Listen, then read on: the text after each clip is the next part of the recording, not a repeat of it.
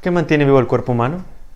Sin duda, todos los órganos son importantes y cada uno cumple su función. Pero el corazón es el que irradia la sangre con los nutrientes y el oxígeno a todos los rincones del cuerpo. La iglesia, que es el cuerpo de Cristo, también tiene un corazón que la mantiene viva y que irradia la presencia de Cristo a todo el cuerpo. ¿Sabes cuál es?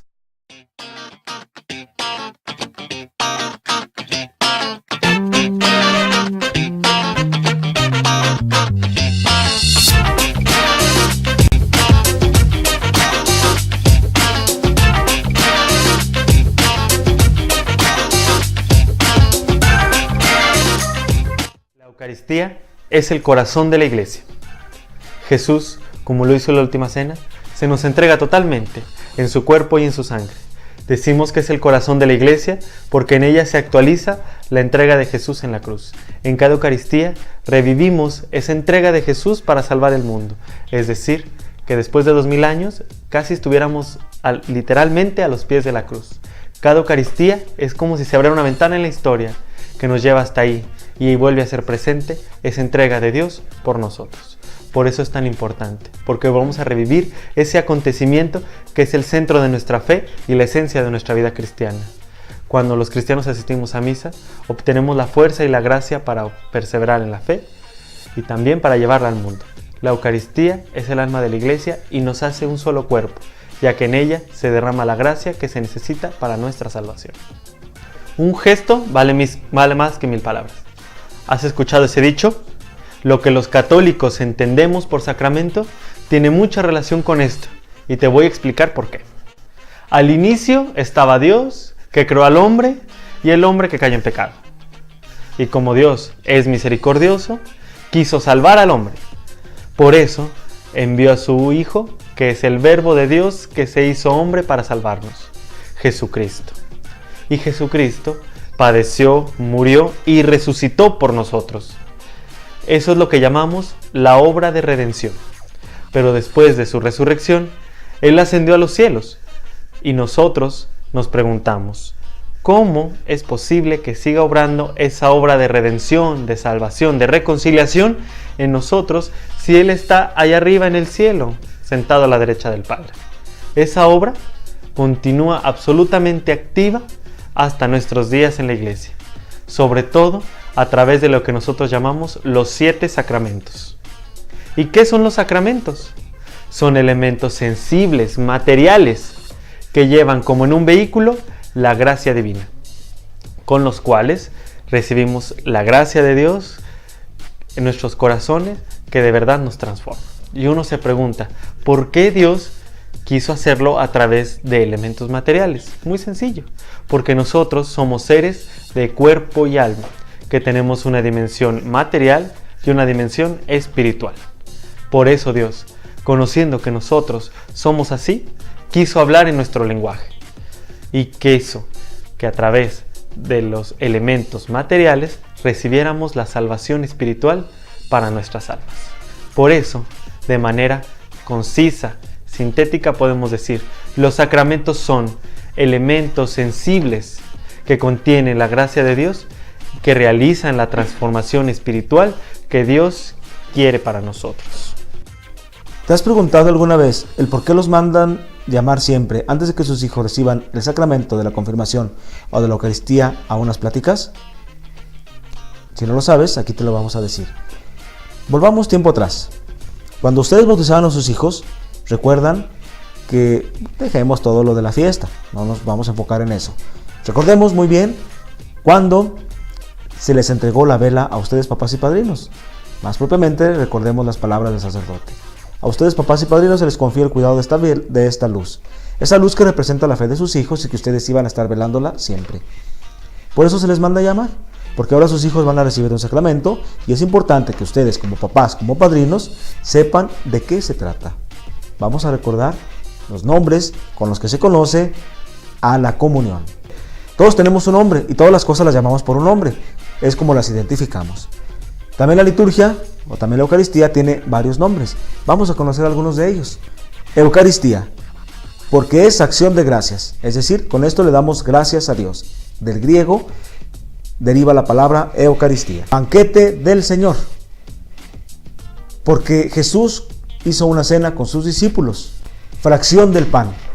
Jesús, como todo judío, en la última cena, sentado con sus discípulos, tomó pan y lo repartió como jefe de familia. Así lo hace ahora como jefe de la iglesia, repartiéndonos el pan, primero a sus discípulos y después hasta nuestros días. Asamblea litúrgica, porque es en una asamblea, en un grupo de personas donde Jesús se hace presente. Memorial de la pasión del Señor. Santo sacrificio, porque se actualiza el sacrificio único que hizo Jesús en la cruz, es decir, su muerte para librarnos del pecado, de las tinieblas del pecado y de la muerte. Santa y divina liturgia, porque en ella se encuentra el único sacramento, Santísimo Sacramento, que es como lo conocemos, a las formas que se quedan, a las hostias ya consagradas que se quedan en el sagrario para la adoración. Espero que al saber esto, ahora no te dé flojera asistir a las pláticas a las que tu parroquia o tu párroco te manda citar antes de que tus hijos reciban un sacramento. Recuerden que ustedes, papás y padrinos, fueron los que se comprometieron a velar por la fe de sus hijos. Quizás sabemos quién inventó el auto, la televisión o el teléfono, o quizá no, pero ¿sabemos quién inventó la misa? Muy bien, aquí te lo vamos a decir y te lo vamos a explicar. ¿Quién inventó la misa? ¿San Pedro, San Pablo, San Juan? ¿Alguno de ellos los apóstoles? Pues no, ninguno de ellos. La misa fue instituida por el mismo Jesucristo. Él fue el primero que celebró la misa con sus apóstoles. Imaginémonos ese momento. Era la noche en la que Jesús iba a ser entregado. Se iba a cumplir aquello con lo que Él había venido a la tierra, dar su vida por nuestra salvación. Y momentos antes de eso, decide celebrar la Pascua como buen judío que era, junto a sus amigos, los apóstoles. Debió de haber sido un momento de mucha tensión para Jesús, ya que como era Dios, pues sabía que iba a morir y quería cumplir la voluntad de su Padre. Pero por otro lado, amaba tanto a los suyos que quería quedarse con ellos y quedarse para siempre.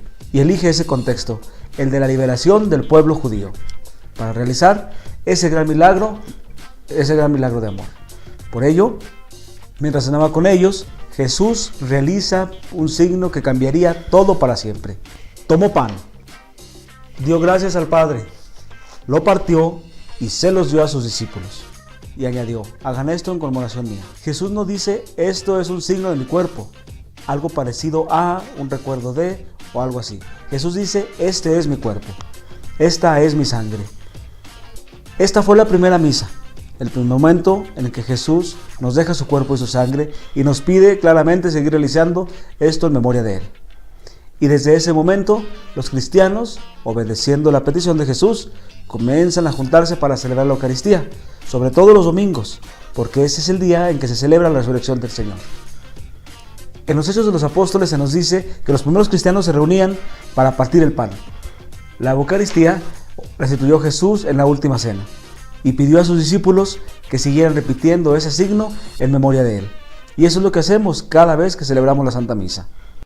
En la celebración de la Eucaristía, todos tenemos una participación. La pregunta es, ¿quiénes participan? Según el Sacrosanto Concilio número 14, nos dice que la asamblea es la principal participante, ya que debe hacerlo plena, consciente y activamente en la celebración litúrgica del sacramento. La asamblea debe participar activa y no confusa, según su ministerio que ejerza, ya sea el de sacerdote, laico o ministro. El ministerio se divide en tres partes. Primer ministerio es el de lectores. Son personas elegidas entre el pueblo de Dios para leer la primera lectura, el salmo, segunda lectura o para leer las peticiones en la plegaria universal. El segundo ministerio es el de acólito.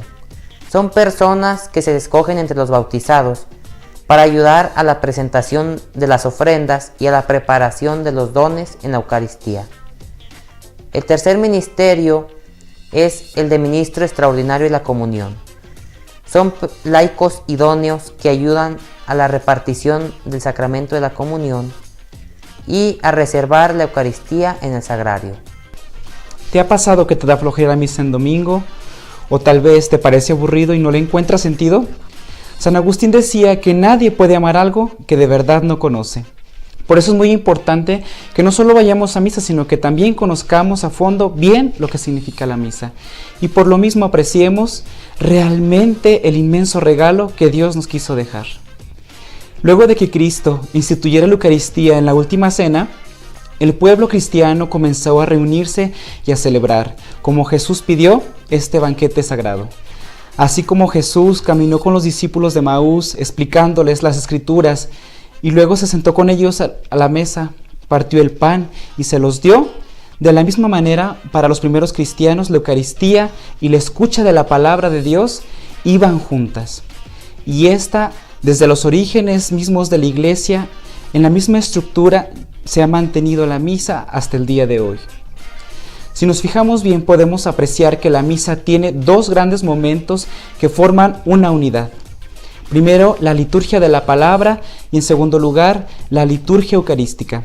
Antes de esos dos grandes momentos, la misa comienza con lo que llamamos los ritos introductorios o iniciales, donde recibimos el saludo de la paz inicial. También le pedimos perdón a Dios por nuestros pecados, le damos gloria y realizamos la oración colecta donde ofrecemos nuestros esfuerzos y nos ponemos nosotros mismos en sus manos. Luego viene el primer gran momento, la liturgia de la palabra, con las lecturas, la homilía y la oración universal, o como se le conoce, peticiones. Dios nos habla a través de su palabra, tanto del Antiguo Testamento como del Nuevo Testamento, y especialmente a través del Evangelio. Y nosotros le respondemos a Dios con la proclamación del Salmo y del Aleluya. Es verdaderamente un gran milagro, donde Dios habla con nosotros y nos habla a lo más profundo de nuestro corazón. La homilía predicación es simplemente un esfuerzo que realiza el ministro para que nosotros los laicos entendamos mejor el mensaje de la palabra de Dios. Luego viene el segundo gran momento, la liturgia eucarística.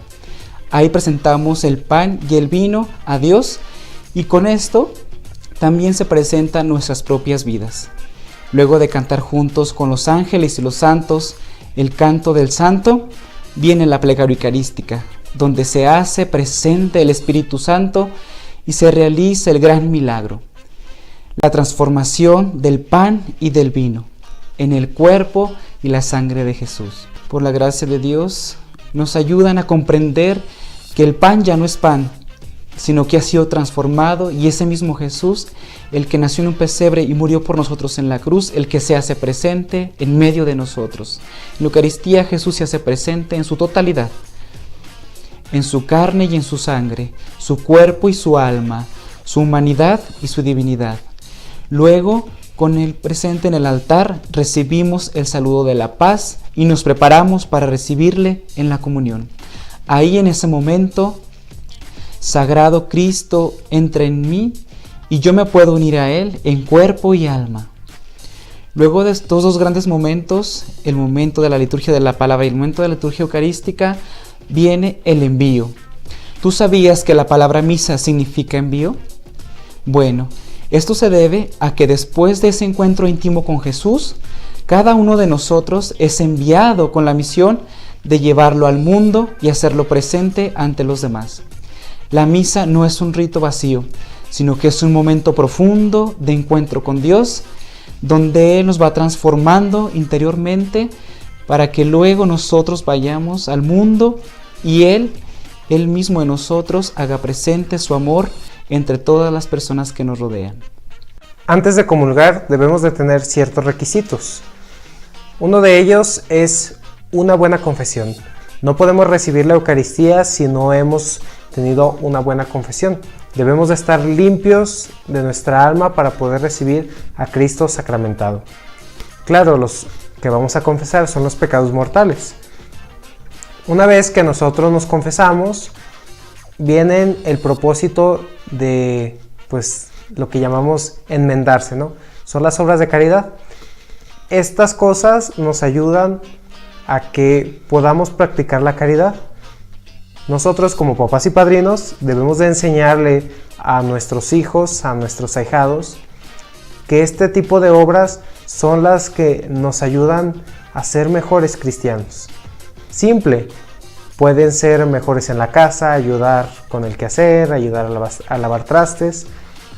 con sus amigos en la escuela, en la calle, ser compartidos, por ejemplo, con sus juguetes, con sus cosas, sus libros. Ese tipo de cosas son las que nos ayudan a crecer en el amor con Dios.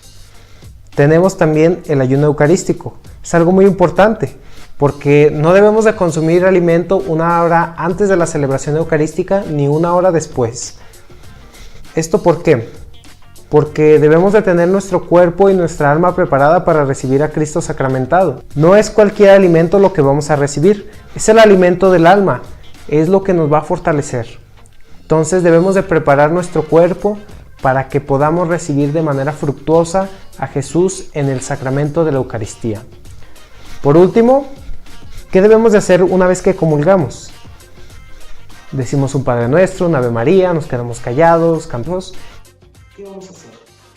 Bueno, este momento es el más importante, porque una vez que recibimos a Cristo, debemos de sentir o debemos de accionar en ese momento. No es momento para rezar, no es momento para quedarse callado. Bueno, tal vez sí, ¿eh? Es momento para hablar con Cristo que hemos recibido, para platicar con Él. Nosotros, como papás y padrinos, debemos de enseñarle a nuestros hijos Que ese momento es como si estuviéramos, o más bien, estamos con nuestro mejor amigo y debemos de platicarle lo que queramos, cómo nos sentimos, si queremos darle gracias por algo, si queremos pedirle perdón o pedirle por alguien más, ¿no? Por nuestra salud, por la salud de alguien más. Debemos de entender eso porque muchos de nosotros crecimos sin saber qué es lo que vamos a decir en ese momento. Entonces, eso es algo muy importante. ¿Qué pasa cuando recibimos la Eucaristía? Bueno, pues hay frutos. El primero de ellos es que recibimos el pan de vida. Vida que no es esta vida, sino es un adelanto, una pequeña probada hacia la vida eterna. El segundo fruto, por así decirlo, es acrecienta nuestra unión con Cristo, porque cuando estuvimos en pecado rompimos esos lazos con Él. Entonces la Eucaristía nos une más a Él, acrecienta nuestros lazos, nos hace más íntimos amigos de Él. El otro nos hace más fuertes para no caer en pecado. Y claro, eso que recibimos en el bautismo lo hace más fuerte también, acrecienta la gracia que hemos recibido desde el bautismo, desde que éramos unos pequeños. El siguiente fruto nos purifica de los pecados veniales. Estos pecados son pecados muy pequeños, estos pues no se confiesan. Los mortales, como ya dije, sí. Estos pecados hacen pequeñas manchas al alma y la Eucaristía los borra. Por último, nos une en el cuerpo místico de Cristo, como lo dice San Pablo, donde todos cumplen una función. Cuando comulgamos, nos unimos a toda la asamblea del mundo, tanto la peregrinante, como la triunfante, como la purgante. Nos unimos a ellos todos en un solo cuerpo. Personas de todos los siglos, de todos los lugares, de todos los tiempos, nos unimos a Cristo en ese momento. Por eso es tan importante comulgar. Por último, papás y padrinos, tenemos un compromiso muy grande. Tenemos el compromiso, papás, de ir guiando a nuestros hijos en la fe. Lo hemos prometido desde el bautismo. Padrinos, si los papás no pueden o no quieren, ustedes, nosotros, tenemos la obligación de tener que acompañar a nuestros ahijados en este caminar de fe. Sí, ciertamente es algo complicado y más cuando se llega a la adolescencia, pero es algo a lo que nos hemos comprometido desde el momento del bautismo.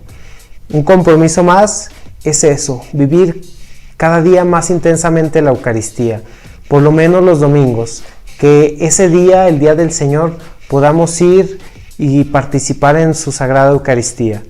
La primera comunión para un niño es uno de los momentos más importantes en el periodo de su infancia, ya que espiritualmente está preparado para recibir el sacramento de la Eucaristía.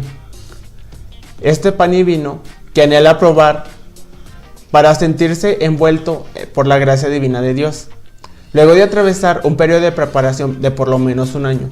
Con ello la familia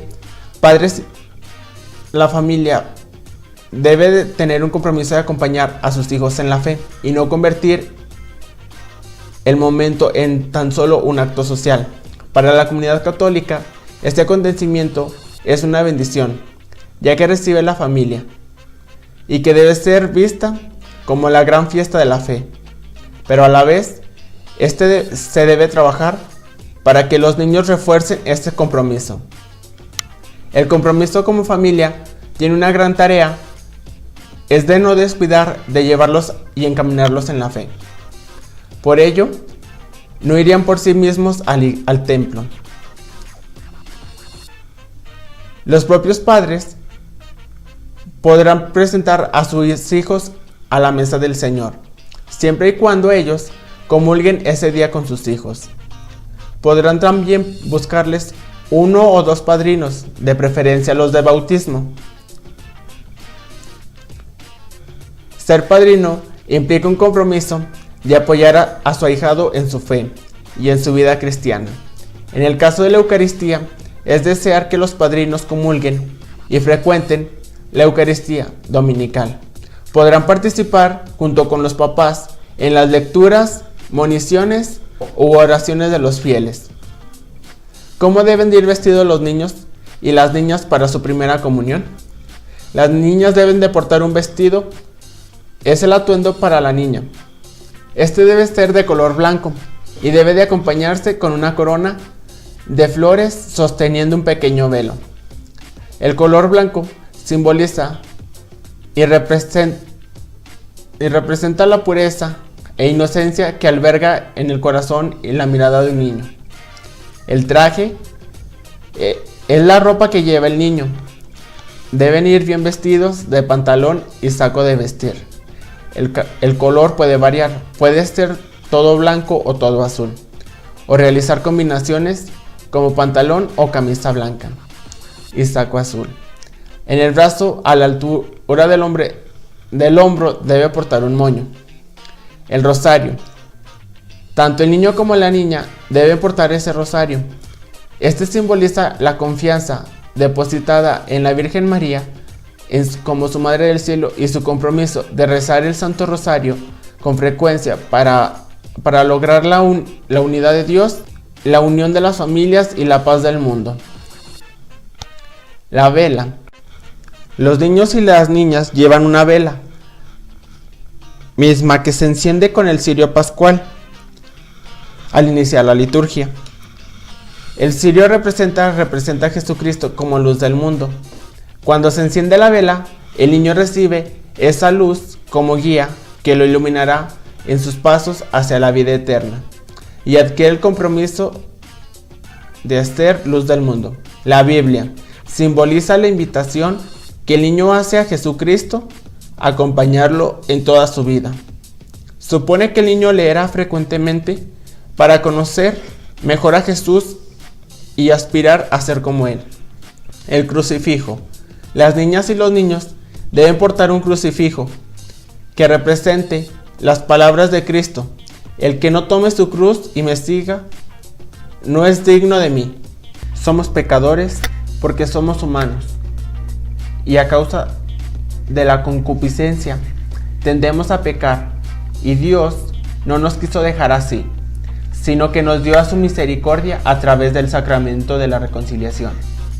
A través de este sacramento volvemos como el hijo pródigo al Padre. ¿Por qué nos confesamos con un sacerdote? Porque Cristo les dio este poder a sus discípulos. Juan 20, 19 al 23. ¿Qué debemos confesar? Los pecados mortales, aquellos que fueron hechos con deliberado consentimiento, libre albedrío y plena conciencia. Esto significa que aunque sabemos que una acción es pecado, de todas formas lo cometemos. Como primer paso, tenemos que hacer un examen de conciencia. Reflexionemos en relación con Dios, vida en la familia, nuestra vida en la sociedad, el cuidado de mi persona y los 10 mandamientos y las obras de misericordia. Podemos ayudar a nuestros hijos sugiriéndoles que hagan una lista de pecados que sea secreta. Y por último, cumplir la penitencia que nos hayan encomendado para remediar nuestras faltas y hacer el firme propósito de no pecar.